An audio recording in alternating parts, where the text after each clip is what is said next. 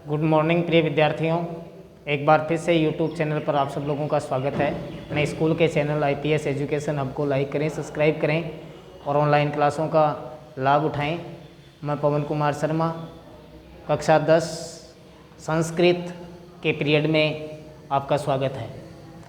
एक बार फिर से आज अपन चर्चा करेंगे संधि, जो कि मैंने व्यंजन संधि के बारे में आपसे चर्चा की थी पिछले वीडियो में। आज अपने व्यंजन संधि का जो अगला पार्ट है, सचुत्व संधि, इष्टुत्व संधि, अनुस्वार, जसत्व, ये 4 व्यंजन संधि में मैंने आपको बताई है। 5वीं है आज चरत्व संधि। इस संधि के अंदर बेटा आपको क्या करना है, इसमें एक सूत्र है खरीच है। खरीच है, इस सूत्र का अर्थ है, इस सूत्र का अर्थ आपको लिखना है खरी परे जलाम चरह शु। खरी परे जलाम चरह शु। जलाम परह शु, इसका मतलब है बेटा कि खर परे हो तो जलों के स्थान पर चर आदेश होता है। खर परे हो तो जलों के स्थान पर चर आदेश होता है, इस सूत्र का अर्थ है।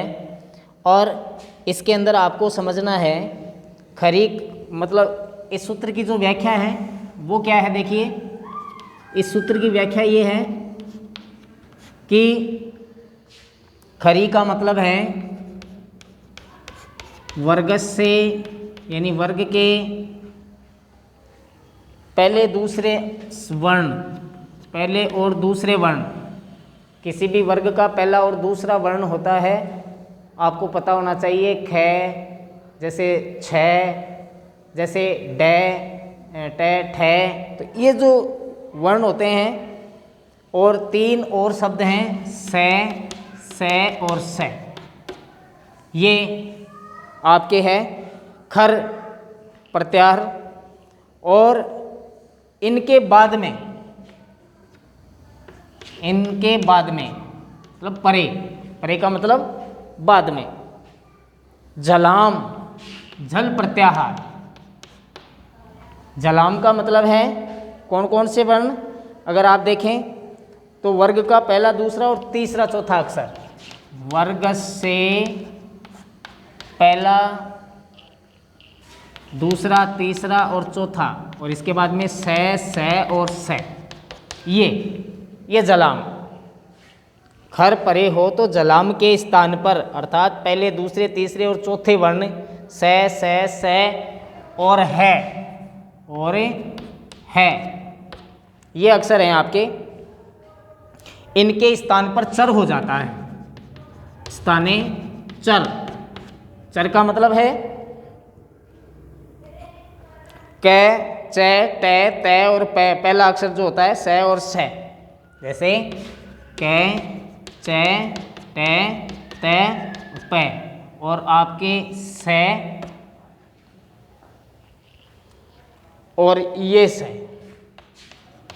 ये साथ, ये होता है। इनके स्थान पर ये हो जाता है कब, जब वर्ग का पहला, दूसरा, से और से के बाद में कौन से अक्षर आए, वर्ग का पहला, दूसरा, तीसरा, चौथा अक्षर, या फिर से और है आए, तो इनके स्थान पर चर हो जाता है। चर का मतलब क, च, टे, ते, पे, से और से, ये इनके स्थान पर हो जाते हैं। अर्थात किस प्रकार से आपको करना है, जैसे सद प्लस कार्य है, तो यहाँ पर आप ये समझिए जलाम, वर्ग का पहला, दूसरा, तीसरा और चौथा अक्षर, तो यहाँ पर वर्ग का पहला, दूसरा और तीसरा अक्षर है। अगर ये आते हैं तो इनके स्थान पर तुम्हें पहले ही वर्ण करने हैं। पहले वर्ण करने हैं मतलब इनके स्थान पर चर ही होगा, ये चर होगा। किसके स्थान पर, इसके स्थान पर, मतलब जलाम बराबर चर, इनके स्थान पर ये करना है तुम्हें, यानी पहला अक्षर आएगा। तो किस प्रकार से करेंगे, द जो है वो तय वर्ग का है, तय वर्ग का है, तो तय पहला अक्षर होगा इसका, तो द की जगह द हलंत है तो पहला अक्षर तय होगा। तो सत्य और कार वैसा का वैसा जोड़ देंगे, सत्कार है। यह आपकी चरत्व संधि है। जैसे विपद प्लस कालय है, विपद प्लस कालय है, किस प्रकार बनाएंगे? द, तो वही तय पहला अक्षर आएगा, चर करना है, पहले शब्द हैं सारे, तो किस प्रकार से करेंगे? विपत कालय, द का तय हो जाएगा, द का तय हो जाएगा, क्योंकि द हलंत है तो तय भी हलंत ही आएगा। संपद प्लस समय, संपद प्लस समय, संपत्ति समय, तो द आया है तो तय कर दो, क्योंकि ये स भी आए, अगर ये इनके साथ स इनमें से कोई सा स भी आए तो भी यही करना है, पहला अक्षर ही होगा द का, तो संपत हो जाएगा, संपत समय, इस प्रकार से कर देंगे, संपत समय। अगला है ककुभ प्लस प्रांत है, ककुभ प्लस प्रांत है, तो किस प्रकार से? भय है, भय का पहला अक्षर पै और ये प्रांत है वैसा का ककुप प्रांत है, इस प्रकार से आप इसको बना सकते हैं। जैसे उद्द प्लस पन्न है, उद्द प्लस पन्न है, तो तय द का तय कर देंगे, उत्पन्न है, किस प्रकार से करेंगे? उत्पन्न है, द का तय कर देंगे। ये आपकी चरत्व संधि है। इसके बाद में अगली जो संधि है बेटा वो है आपकी परस्वर्ण संधि, छठी व्यंजन संधि में छठी जो संधि है वो है आपकी परस्वर्ण संधि। देखिए परस्वर्ण संधि में क्या करना है, आप अच्छी तरह से देखें।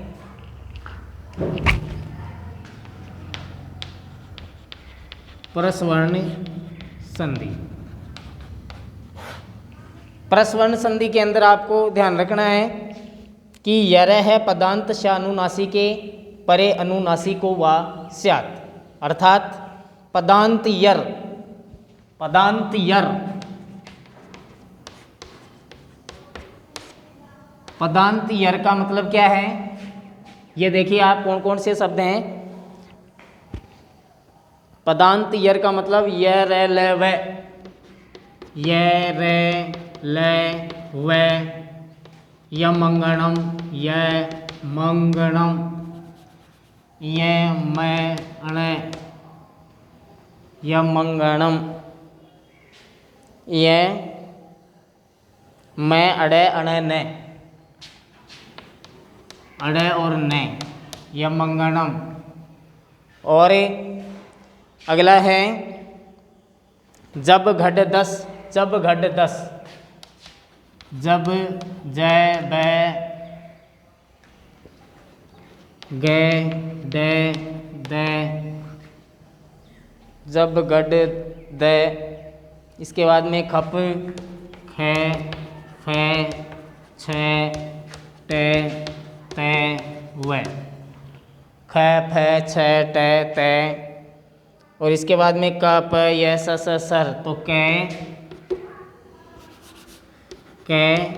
पे से और ये से, इस प्रकार से तीनों से आएंगे इसमें, से और से। ये है आपके पदांत यर, पदांत यर, अर्थात पद के अंत में ये वर्ण आए तो इनके स्थान में अनुनासिक होने पर इनके स्थान पर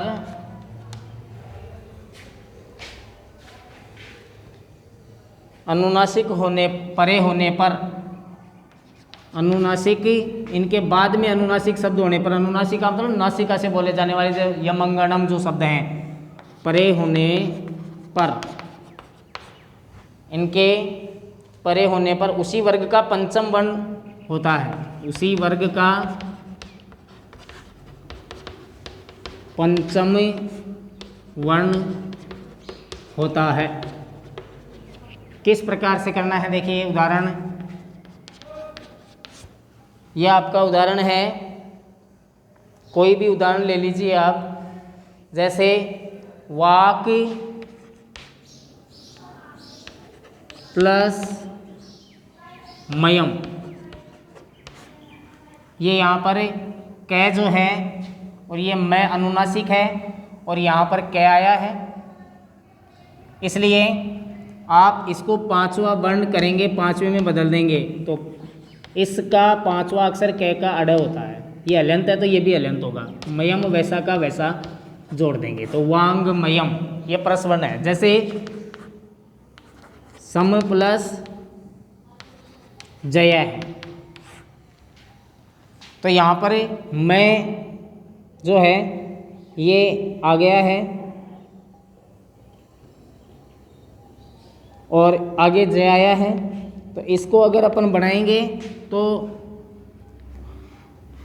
इस समझे ये सम प्लस चय है होगा बेटा। तो यहाँ पर ये पहला अक्षर है, यहाँ पर इसका विकल्प पांचवें अक्षर से करना है। तो इस वर्ग का पांचवा अक्षर होता है चय का इय, संचय है, इस प्रकार से बनेगा। ये प्रस्वर्ण संधि है आपकी। इसके बाद में आप दूसरा उदाहरण लें, सट प्लस मयूखा, सट प्लस मयूखा, तो ये यहाँ पर भी आपका टैवरण है, ये पांचवा अक्षर है, विकल्प से यहाँ पर भी पांचवा करना है। तो टै का पांचवा अक्षर होता है अणय और हल्यंत है टै, तो अणय भी हल्यंत होगा। मयूखा वैसा का वैसा जोड़ देंगे तो सण मयूखा, इस प्रकार से आपको करना है। अगला है एतद प्लस मुरारी, एतद प्लस मुरारी, मैं पांचवा अक्षर है तो इसका भी पांचवा करना है। एतद द का पांचवा अक्षर न होता है तो न हलंत आएगा और ये मुरारी, एनन मुरारी, इस प्रकार से आपको बनाना है द का। इस प्रकार से अगला जो है प्रत्यय भाषा नित्यम व अनुनासिक आदि प्रत्यय प्रय हो तो पदांत में स्थित वर्गीय व्यंजनों का नित्य अनुनासिक आदेश होता है। जैसे आपको करना है चिद प्लस मयम, चिद प्लस मयम, ये पांचवा अक्षर है तो यहाँ भी पांचवा लाएंगे। द का पांचवा अक्षर कौन सा होता है न, तो चिन्मयम, द हलंत है तो न भी हलंत होगा, ये हलंत होगा न, चिन्मयम। इसी प्रकार से आपकी पाठ्य पुस्तक में जितने भी उदाहरण दिए हुए हैं आप हल कर सकते हैं। और इस प्रकार से आपके जो व्यंजन संधि के जितने भी उदाहरण थे वो मैंने आपको बता दिए हैं। एक दो और होंगे तो पाठ्य पुस्तक में आप खुद हल कर सकते हैं। और पाठ्य पुस्तक के जितने भी उदाहरण आए हैं वो अपनी होमवर्क की कॉपी में करें। अब आज अपन पढ़ेंगे बेटा विसर्ग संधि। देखिए विसर्ग संधि में विसर्ग के बाद में अगर विसर्ग आए और कोई परिवर्तन हो तो विसर्ग संधि कहलाती है। सबसे पहले आप लिखेंगे विसर्ग संधि की परिभाषा। विसर्ग संधि की परिभाषा क्या है? आप लिखेंगे जब विसर्ग के स्थान पर, जब विसर्ग के स्थान पर, जब विसर्ग के स्थान पर कोई भी परिवर्तन होता है, कोई भी परिवर्तन होता है, जब विसर्ग के स्थान पर कोई भी परिवर्तन होता है तब उसे विसर्ग संधि माना जाता है। तब उसे विसर्ग संधि माना जाता है। विसर्ग संधि चार प्रकार से आपके एग्जाम में आती है। एक तो होती है उत्व विधान, एक होती है ऋत्व विधान, और एक होती है आपकी सत्व विधान, और एक होती है आपकी विसर्ग लोप। ये चार प्रकार से आपके ये संधि परीक्षा में पूछी जाती है। सबसे पहले अपन पढ़ते हैं उत्व विधान संधि के उदाहरण। उत्व विधान संधि के अंदर आप पढ़ेंगे कि इसमें ह्रस्व आकार के बाद में उकार आदेश होता है, यानी अह प्लस अह, अह प्लस अह। ये स्थिति जब आती है तो इसके स्थान पर ओकार, ओ आदेश होता है। कौन सा आदेश होता है? ओ आदेश होता है। तो इस प्रकार से अवग्रह चिन्ह ए का अपन करते हैं, क्योंकि ओ के बाद में अगर ए आता है आगे प्लस और, तो अपन क्या करते हैं ओ और ए का अवग्रह चिन्ह लगा देते हैं। तो किस प्रकार से आप इसके उदाहरण हल करेंगे, जैसे मने है प्लस हरे है, तो देखो विसर्ग के बाद में ए आया है के अंदर ए है, तो ओ आदेश करना है। तो किस प्रकार से मन का मनो हो जाएगा, और हर वैसा का वैसा जोड़ देंगे तो क्या बना मनोहर। जैसे यस है प्लस गाथा, यस है प्लस गानम, इस प्रकार से आप कर सकते हैं। मन है प्लस रथम, इस प्रकार से आप खुद बना सकते हैं मनोहर, यशो गानम, यशो गाथा, मनोरथ। तो इस प्रकार से अगले जो उदाहरण हैं आप इसके खुद भी कर सकते हैं उत्व विधान में। जैसे ओ का अवग्रह चिन्ह करने के बाद ओ के प्लस आ आने पर ओ के बाद में ए जब आता है तो किस प्रकार से करना है, जैसे कह प्लस अपि, विसर्ग है और विसर्ग के बाद में ए आया है तो ओ आदेश होगा, और ओ के बाद में यहाँ विसर्ग का ओ होने के बाद प्लस ए आएगा तो आप अवग्रह चिन्ह कर देंगे। तो कह है विसर्ग के बाद में ए आया है तो को तो हो ही गया, ए का अवग्रह चिन्ह कर देंगे तो को अपि, ये भी आपकी उत्व विधान संधि ही होगी। इसी प्रकार से राम है प्लस अयम, अगले और उदाहरण हैं।